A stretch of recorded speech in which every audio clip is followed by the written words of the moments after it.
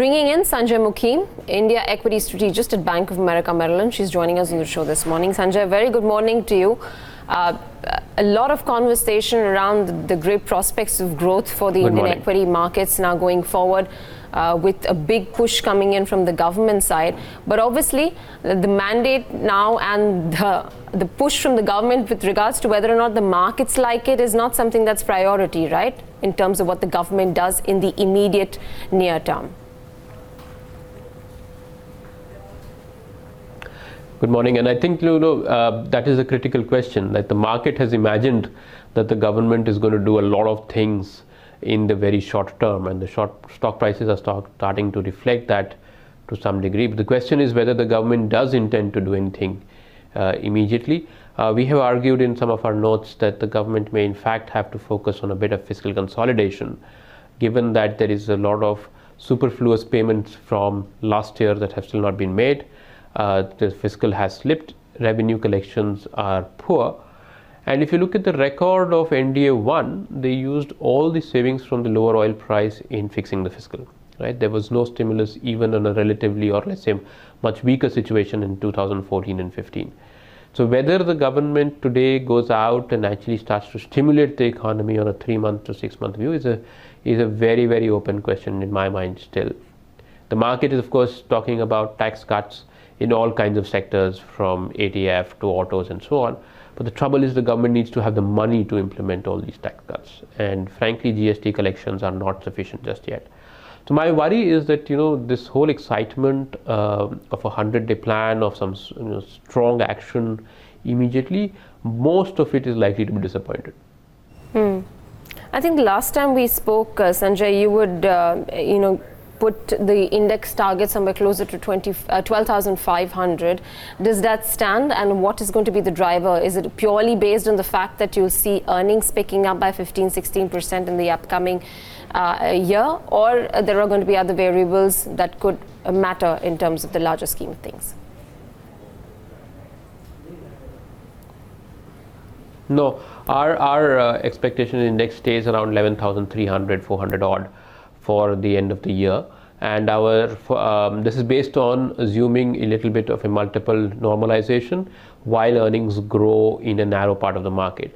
If you look at the Nifty, where consensus today forecasts almost a 23-24% YOY growth in FY20, 70% of that Nifty growth comes from 4 stocks, 3 of which are banks. Right, and X those 4 stocks, even the consensus forecast today is only 12%. So the earnings growth expectations is very narrow, a lot of it driven by financials, and my sense is that we should start to see a multiple normalization, which is why I don't see any strong incremental returns from the market on a 6 to 9 month view.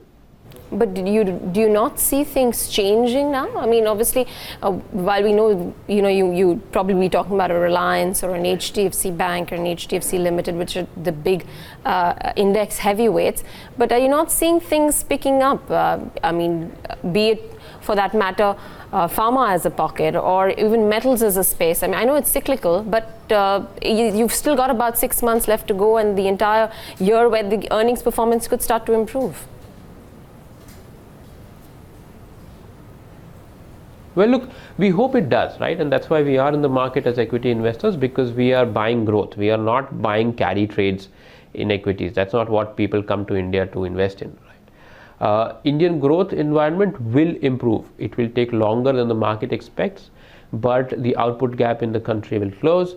You will start to see higher utilization for businesses, which will drive the next business cycle. Now, this will happen. It will happen over a couple of years. The question is whether A, it will happen in the short term of a 6-month horizon, and B, what are the markets starting to discount already? And my worry is that markets, in the exuberance of the surprise election results, are starting to factor in a very quick recovery in earnings and are reflecting that in multiples as well.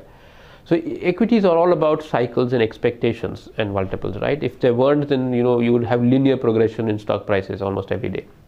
But given the cyclical nature, we think the markets have overextended and are likely to be a little bit disappointed in the near term. Sanjay, I'm sure you dwelled upon it a little bit, but good morning, this is Neeraj here, of course.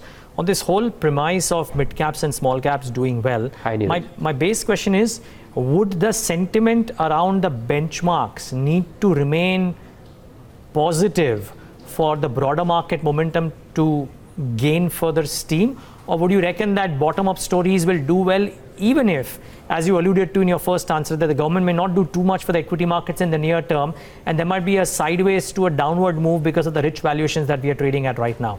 Would mid caps and small caps do well irrespective? Okay, let me break that answer into two parts, Neeraj. One is that the headline index in India has lived in its own world for the last 18 odd months and has been driven completely by what has happened externally. So if you look at the correlations of India and EM on whether it is the index level itself or whether it is price to earnings multiples for the index, there has been absolutely virtually no decoupling other than for these last few days post the elections. And this is what has flummoxed a lot of investors, because the broader market has been exceptionally weak since 2018 or end of 2017.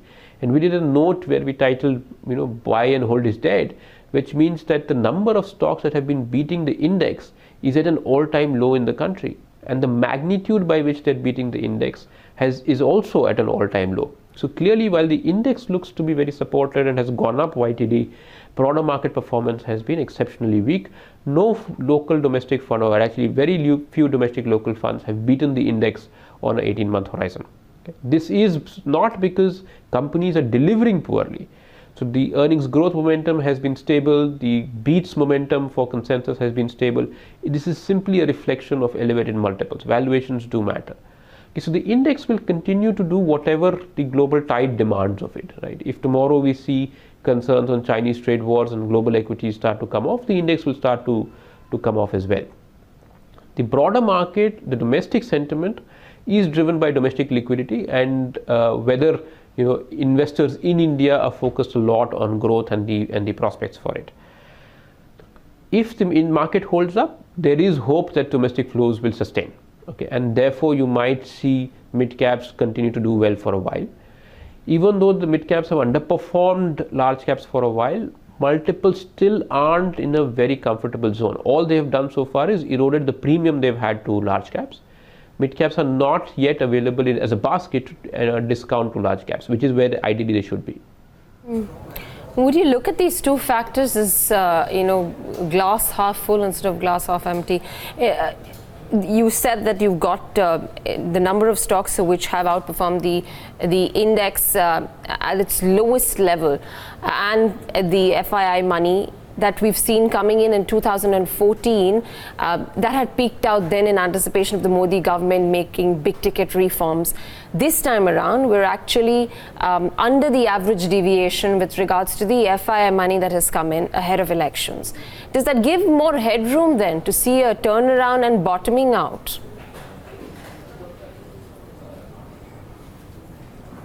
Well, what I would argue, is that we should continue to focus on valuations, not index levels for one. Second thing, I argue that this is not the same as 2014, because 2014 was a narrative of change. You were going from media talking about policy paralysis to significant expectations of capex, which did happen from a government perspective. It did happen, but over a period of time. This time around, actually, there is no change. If at all you're saying that we're surprised by the majority the government has achieved, but overall we're looking at a continuation of policy. So it becomes more difficult to price or extend that hope trade unless there is something that the government actually does to sustain the excitement. Okay. If you look at the manifesto of the BJP, they do not have too many mega proposals, and especially those which can be implemented in a 3-month or a 6-month horizon. So I am, I want to be hopeful. I do think that a government with the mandate that it has should be able to do good things for the economy. It's just that it won't happen in a 3-month period or 6-month period, which is really the horizon for equity markets. If you don't see that change happen soon, then the multiples will start to weigh on performance again. Speaking of multiples, Sanjay, it's starting to happen with some of these high growth, high PE companies which are suddenly facing those speed bumps. Now, my question to you is, when you look at discretionary consumption wherein the growth numbers are not looking as robust as they used to. For example, in a Page Industries, when the multiples were way high and the growth numbers were way high and they're coming off, how do you approach them now? Do you think that this is a period of plateau? Do you think that this is now a period wherein there might be a bit of a plateau and then a degrowth? Or is this a bump that will recover soon? I know it's company by company, but what happens at large to PE multiples for some of these? We did a note on this early in the year where I looked at the bunch of stocks that have expanded their valuations, right? And there's been a whole gamut of stocks which specifically in India are trading at very, very high PE multiples. And there were two things common in these stocks which I've re-rated. One, that they were growth. Now, the growth rates could be in the range of 10%, 20%, 25% and so on. But the other big important characteristic of companies that have re-rated is that the growth was relatively stable. So quarter after quarter, you had assured bottom line growth for many of these companies. In fact, there are contra examples where companies which were growth, but the growth was volatile, did not actually re-rate in valuations. And therefore, when we see quarters where some of these liked growth companies have a miss, you see not only disappointment on the earnings estimates, but also a meaningful correction in multiples. So unless these companies get back into a stable growth trajectory, the multiple starts to erode very quickly. Okay? And you will see growth cycles. However well executed a business is, however great the penetration story for a segment might be, you will nonetheless see cycles on growth, on top line and on margins, which is what we are going to. The bigger question, Neeraj, is why we are seeing a bit of a slowdown in consumption at the moment. And I would argue there's no one answer to this. I mean, India is a far more complex country than 10 words can explain. But part of this reason we think is the GST. We've done a lot of work talking about how the GST is affecting micro businesses. People who have revenues of less than 2 crores odd are still struggling to keep up with the change in the business environment. And the risk here is that with a strong mandate for the BJP, the GST is only going to get tighter. The government needs to collect more on GST. The government needs to implement the invoice matching scheme, the reverse charge mechanism, which means that a relief for these SMEs may not be immediate. And therefore, the big recovery in discretionary consumption, at least from this factor, is not happening so soon. In light of that, I mean, while in your previous conversations we've been talking about this PE differential between the top 10 percentile of the stocks in the index versus the bottom 10 percentile of the stocks, do you see that PE differential continuing to expand within this range? In the short term, the answer is no, because if this rally is driven by domestic flow, which the last few days it has been, evidently, then this gap will actually narrow. Because the phenomenon of divergence of the index and the index heavy stocks from the broader market was completely driven by foreign flow. Okay, because foreign money largely coming in was passive, and that was re-rating the same 5-10 stocks, index weighted stocks continuously. That, at least in the very short term, is unlikely to continue as long as we are driven by this domestic excitement and domestic flow. If we revert to being foreign heavy, then yes, those same stocks will again come back to troubled fund managers. Troubled fund managers, I like that term, Sanjay.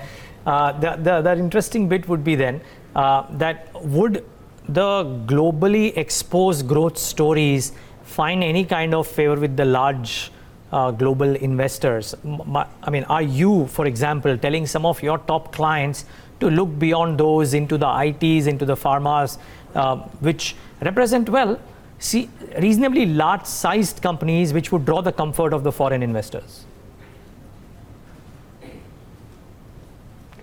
Well, there's two aspects to this, Neeraj. One, if you're a foreign investor coming to India, especially an active investor, you want to buy India stories, right? IT and at least IT or pharma are stuff that you want to buy in India when you don't want to buy India. Okay, and therefore it becomes a tough pitch to have a non-benchmarked fund manager come to India and then buy a defensive portfolio of IT and pharma heavy. However, we are advising our benchmarked investors, people who have to be in India and have to buy something in India, to consider adding some IT just as a hedge, because the external environment is weakening. The expectations from China are softening, the expectations of the trade war are getting worse, And if we start to see external volatility, which will translate into rupee volatility as well, then the IT space might be a good defensive in that environment. Pharma is very bottom up, right? Pharma you cannot basket buy because you have to know the interiors, the internals of every company. You need to know which molecule is going to do well and which inspection is going to happen when. And it becomes difficult to pitch as a theme. But yes, there are certain pharma stocks that we like and certain stocks that we don't like. But IT as a top-down argument may make sense just to have a bit of a barbell positioning in your portfolio. Okay, well, watch out for that kind of positioning too. By the way, with the first 20 minutes of trade, we can clearly see that it's the mid-cap space which is even reasonably excited. The large caps are just lying a bit low in the session today. Sanjay, how difficult does it become to talk to your large clients about how to play the infra story? Because, I mean, yes, the balance sheets of some of the infra players have improved, but they are largely still mid-cap dominated, right? Save for Larsen and Toubro and some capital good players, which is also a question mark of sorts. The pure play infra EPC players aren't really very large companies. So what do you tell your clients when they ask you for how to play within the listed universe the infrastructure story? Well, first of all, a broader answer to that is that all conversations are very difficult in the sense that we cannot marry a top-down view with the bottom-up, right? So you can agree, so let's say taking the glass half full view, as you said, that the Indian economic cycle will improve, if not in the 3 months, then over the 3-year period that this government will probably be in power. But then how do you translate it to 5 stocks or 10 stocks where you can find a combination of good growth and good multiples as well? And the answer is no, you cannot. The growth at a reasonable price, the Peter Lynch screen, is relatively bare in India. There is nothing that you can call as reasonable priced and which has reasonable growth in the forecast. In the infra space, that is a particular problem again, because apart from that one stock that you name, the others become too illiquid and too small, and it requires a lot of patience to be invested to start to buy any of these mid caps and start to build a reasonable size proportion in your portfolio on that. So in conversations, anecdotally, very few people look beyond those top 1 or 2 infrastructure names because you can't size an investment in the others. Can the domestic market, can the PMS funds, locals invest in this mid-cap infra? The answer is yes. Can a large foreign investor do it? Not in size. You know, while we've spoken about earnings, I briefly remember our last conversation where you had spoken about the impact of oil prices on corporate margins and corporate balance sheets. We've seen oil prices coming off significantly, and that probably would mean a better impact on the overall profitability and margins. In light of that, is that a good enough reason that can support the earnings performance and therefore some interest in buying into corporate India? Well, yes, it is a very good tailwind. If you see oil prices come off and input costs come off, not just on the margin front, but aggregate demand is supported because we do export a lot of money just buying oil every year. So logically, there are multifold benefits that India will have. Empirically, India tends to outperform EM when oil prices fall, right? We've seen multiple cycles of this as well. So if oil prices did go down a lot, you would turn more positive on domestic consumption. Until that comes through, my concern is that some of the margin expectations for consensus forecasts are too high. And we've seen too many cycles in this. Sell side gets it wrong. When volumes are doing well, margins expand and people chase that. And when volumes start to slow, margins start to contract as well, which again sell side typically misses. So at least we are today in the phase where volumes are slipping, but the margin slippages are not yet expected by the market. So we need a stability in top line, we need stability in margins for some of these really expensive stocks to hold water. Right. All right. Always a pleasure chatting with you, Sanjay. Really appreciate you taking out the time this morning and speaking with us. My pleasure.